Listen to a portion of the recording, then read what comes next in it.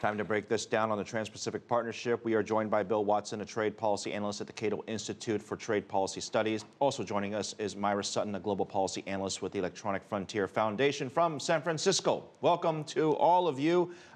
Maira, let me start with you. The TPP, not a lot of people are talking about it at this very moment.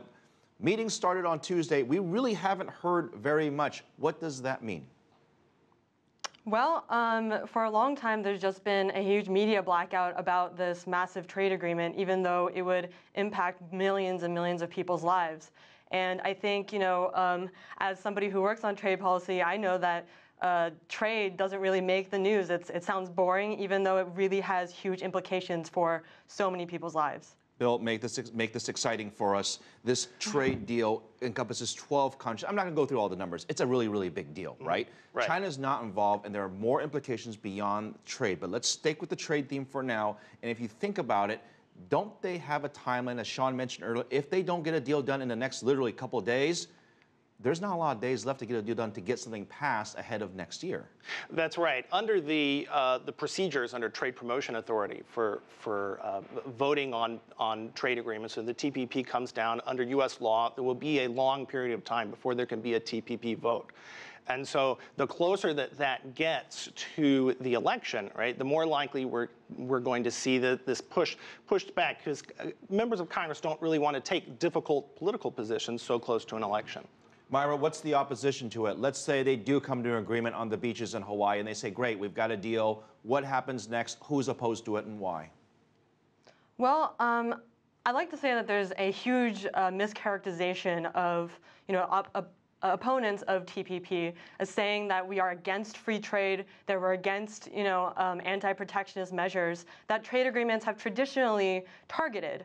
A lot of us, including myself and the Electronic Frontier Foundation, what we're concerned about are provisions that would implicate all kinds of other areas of regulation, including how people can access content online, how people can access affordable medicine, and how we regulate policies that can protect the environment. And all of those kinds of policies are in this trade agreement, and they're bundled up with all kinds of issues like commodities trading, tariffs, and those things, those regulations that should be designed in the public interest, that should be democratically decided, are bundled up, and therefore countries will be willing to trade away things like market access for sugar, textiles and beef, trade those things for regulations that have wide-ranging impacts on people's human rights. I mean, look, that's a very good point. And Bill, I guess the easy question here is, are they going to get to a fair deal, or is going to be so much horse trading that happens is that it becomes more and more diluted? You see where I'm going with this? Yeah, I think that there's, Maira is right to some extent to be concerned about some of the extra issues that get stuck on here, and they're not always politically advantageous, right? So, when you add in strong intellectual property provisions, that gets support from the pharmaceutical industry, from Hollywood, but it gets opposition from groups of people that were otherwise not concerned about trade to begin with, and are not motivated by, better trade in beef and agriculture and that sort of thing. I think the thing to remember is that at its very core, the TPP is still a trade agreement, and the value in that is from those traditional trade issues where we're going to see. No, but I mean, even if there are trade issues per se, I mean, most of the issues on the table are regulatory issues. And so despite the fact that there are tariff striking provisions in this deal, there's I wouldn't characterize these regulatory issues as extra or fringe details on top of the TPP. Maira, what do you want in the deal?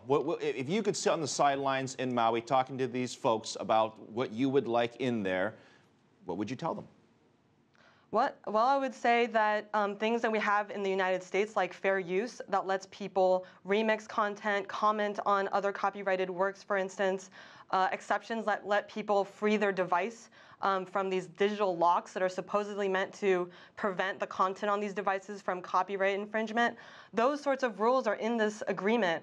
And the reason why all kinds of these rules are in there is because it's secret, because public interest organizations and advocacy groups are not at the table. And so, there's a huge list of things that we would love to see in this agreement, but we can't have those things unless this process is fixed, unless other groups besides industry organizations that are only advocating for their own companies' interests, which not only harms human rights, it harms small business owners, it harms innovators, and it harms all kinds of things that aren't accounted for when the only objective in the TPP is economic concerns. Yeah. Myra brings up a good point. I mean, we talk about from country to country, but obviously companies are affected, people are impacted.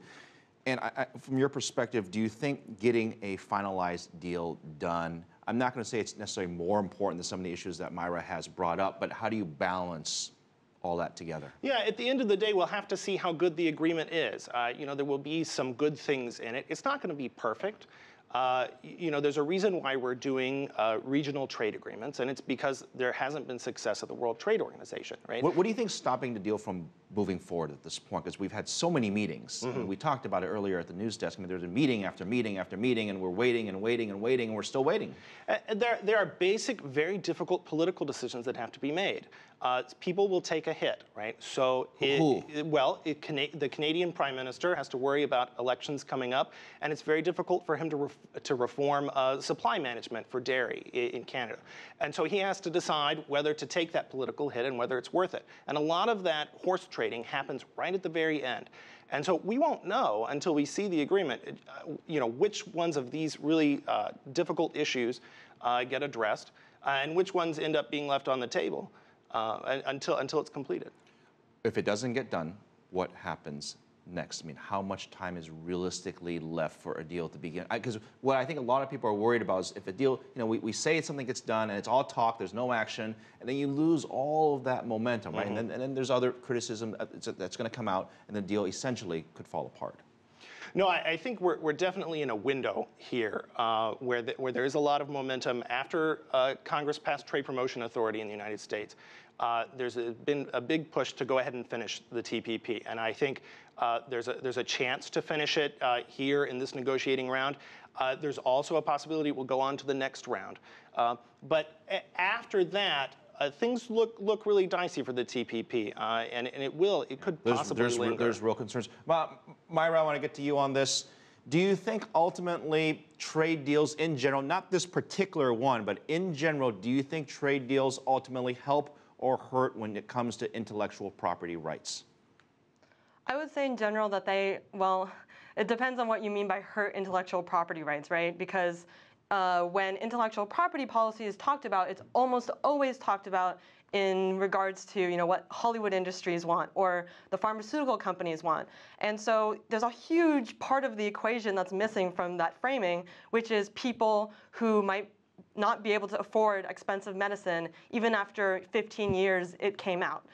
Or people being able to change the format of digital works, like people who are blind or people with accessibility problems, not being able to change the format of something because of copyright protections. And so those sorts of things, in terms of the public interest, I think that intellectual property provisions in trade agreements harm the public interest and harm the public as a whole. But if you think about, maybe the Universal Studios or the pharmaceutical companies, yes, I think IP provisions in trade agreements are great for those corporations. All right, Myra, you've got the last word. Thank you very much, Myra and Bill, both. It's great having this. I love having this discussion with all these different perspectives. Thank you guys very much on this very important topic. Thank you. Thanks.